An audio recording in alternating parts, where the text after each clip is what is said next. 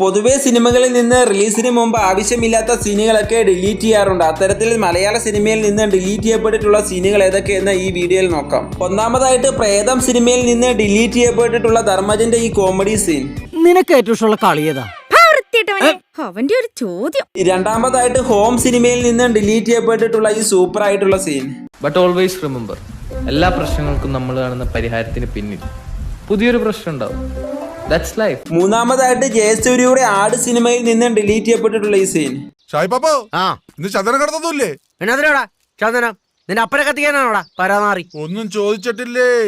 നാലാമതായിട്ട് ഭീഷ്മപർവം സിനിമയിൽ നിന്ന് ഡിലീറ്റ് ചെയ്യപ്പെട്ടിട്ടുള്ള ഈ സീൻ.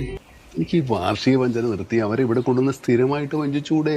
കൊണ്ടുവരണം, പ്രായമൊക്കെ വരുമല്ലേ. തനിക്കാ പ്രായോ? താൻ ജിംനാസ്റ്റ് അല്ലേ? ഫൈനലായിട്ട് ജോജി സിനിമയിൽ നിന്ന് ഡിലീറ്റ് ചെയ്യപ്പെട്ടിട്ടുള്ള ഈ സീൻ. കുറച്ച് ക്യാഷ് ഷെയറിലിട്ടാലോ? അതുണ്ട്.